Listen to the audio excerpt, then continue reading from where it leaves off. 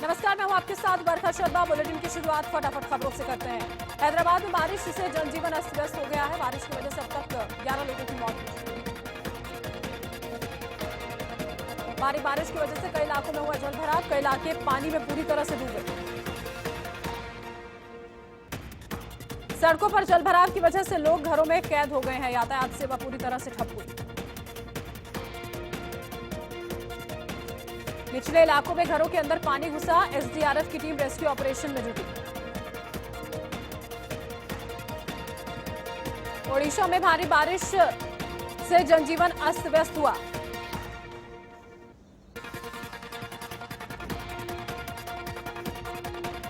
ओडिशा में भारी बारिश से जनजीवन हुआ अस्त व्यस्त। गजपति जिले में प्रशासन ने 500 लोगों को सुरक्षित स्थानों पर शिफ्ट किया। हाथरस केस में चारों आरोपियों से आज सीबीआई करेगी पूछताछ। सस्पेंड पुलिसकर्मियों से भी हो सकते हैं सवाल जवाब।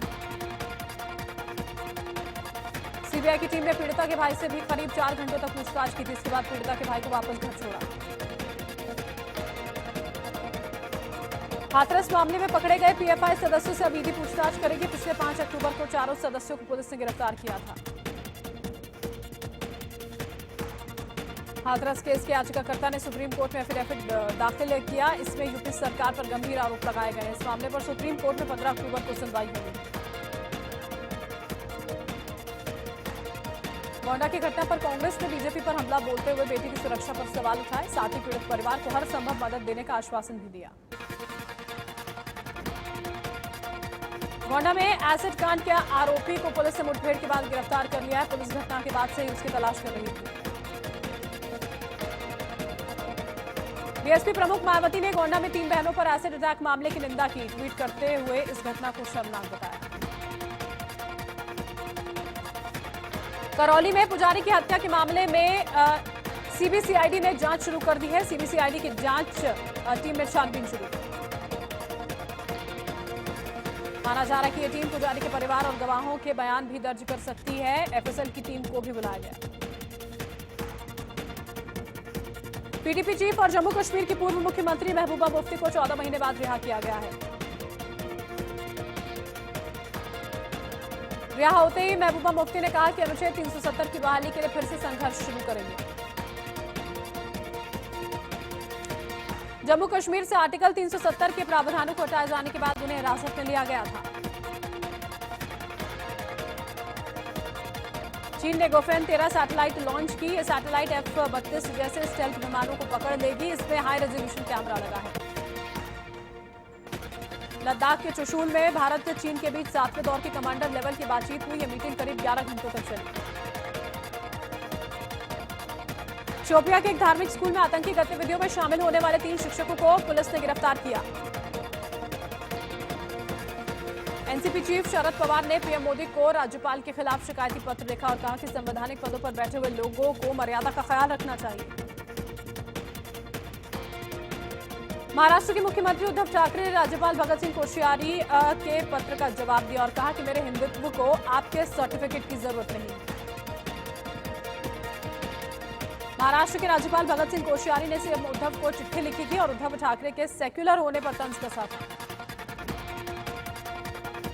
अयोध्या में संतों ने महाराष्ट्र के राज्यपाल का समर्थन करते हुए राज्य में मंदिर खोलने की मांग की।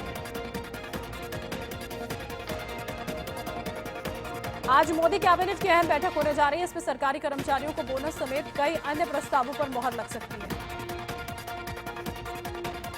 आरजेडी अध्यक्ष तेजस्वी यादव ने ट्वीट कर नामांकन की जानकारी दी। तेजस्वी यादव राघोपुर विधानसभा सीट से आज 11 बजे नामांकन करेंगे। बिहार चुनाव को लेकर सीएम नीतीश कुमार आज मोकामा में चुनावी रैली करेंगे। सीट पर लगातार 4 बार से आरजेडी का कब्जा है। आईपीएल में आज राजस्थान और दिल्ली के बीच भिड़ंत होगी। दिल्ली ने इस सीजन में अभी तक बेहतरीन प्रदर्शन किया है। आईपीएल के 29वें मुकाबले में चेन्नई सुपर किंग्स ने सनराइजर्स हैदराबाद को 20 रनों से मात दी। चेन्नई ने पहले बल्लेबाजी करते हुए 168 रन बनाए। 168 रनों के लक्ष्य का पीछा करने उतरी हैदराबाद की शुरुआत खराब रही। सनराइजर्स 20 ओवर्स में महज 147 रन ही बना पाए। सनराइजर्स की ओर से सबसे ज्यादा 57 रन विलियमसन ने बनाए, जबकि कप्तान डेविड वार्नर 9 रन बनाकर आउट हुए। रविंद्र जडेजा को मैन ऑफ द मैच चुना गया। जडेजा ने 10 गेंदों में 3 चौके और 1 छक्के से नाबाद 25 रन ठोके, 1 विकेट भी लिया। चेन्नई का स्कोर पावर प्ले में 2 विकेट पर 44 रन था। हालांकि 2 विकेट गंवाने के बावजूद वॉटसन और नायडू तेजी से रन बनाते रहे। चेन्नई की ओर से करण शर्मा और ड्वेन ब्रावो ने 2-2 विकेट झटके, जबकि साम करन और शार्दुल ठाकुर को 1-1 विकेट मिला।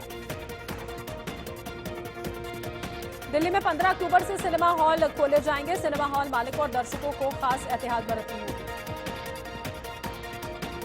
देश में कोरोना का कहर जारी है। पिछले 24 घंटों में 55,000 से ज्यादा नए मरीज सामने आए हैं। देश में कोरोना के अब तक 71,75,881 केस सामने आए हैं। 8,38,729 एक्टिव मामले। दिल्ली में पिछले 24 घंटों में कोरोना के 3,036 नए मरीज मिले, जबकि 45 मरीजों की मौत हो गई। महाराष्ट्र में कोरोना के अब तक कुल 15,43,000 से ज्यादा केस सामने आ चुके हैं। पिछले 24 घंटों में 8,000 से ज्यादा नए मरीज बढ़े। पंजाब के फाजिल्का में युवक की पिटाई का वीडियो वायरल हुआ है। युवक से जबरदस्ती चोरी की बात कबूल कराई जा रही है। उत्तराखंड में पिछले 7 महीनों से फॉरेस्ट गार्ड भर्ती परीक्षा धांधली में कोई कार्रवाई नहीं हुई। देहरादून में कांग्रेस ने सरकार के खिलाफ प्रदर्शन किया। बाबा रामदेव का एक वीडियो खूब वायरल हो रहा है। इसमें वो योग करते वक्त हाथी की पीठ से नीचे गिरे। कोरोना से ठीक होने के बाद अमेरिकी राष्ट्रपति ट्रंप ने एक बार फिर से चुनाव प्रचार की शुरुआत कर दी है। फ्लोरिडा में एक रैली को उन्होंने संबोधित किया। ट्रंप ने जो बाइडेन पर जमकर हमला बोला और कहा कि अगर बाइडेन राष्ट्रपति बनते हैं तो अमेरिका को भगवान ही बचा सकता है। डेमोक्रेटिक पार्टी के उम्मीदवार जो बाइडेन ने एक रैली में ट्रंप पर निशाना साधा और कहा कि ट्रंप की गलत नीतियों की वजह से अमेरिका में कोरोना से लाखों लोगों की मौत हुई।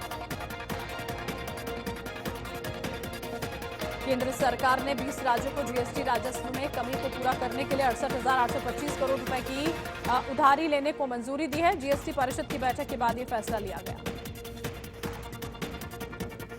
आईएमएफ के मुताबिक देश की अर्थव्यवस्था में इस साल 10.3% की बड़ी गिरावट हो सकती है। हालांकि 2021 में भारतीय अर्थव्यवस्था में 8.8% की जोरदार बढ़त दर्ज की जाएगी। आर्मेनिया और अजरबैजान के बीच जंग और तेज हो गई है। आर्मेनिया ने अजरबैजान के एक सुखोई 25 फाइटर जेट को मार गिराने का दावा किया है। अजरबैजान ने आर्मेनिया के इस दावे को झूठा बताया और कहा कि अजरबैजान अपने लड़ाकू विमानों का इस्तेमाल कर ही नहीं रहा।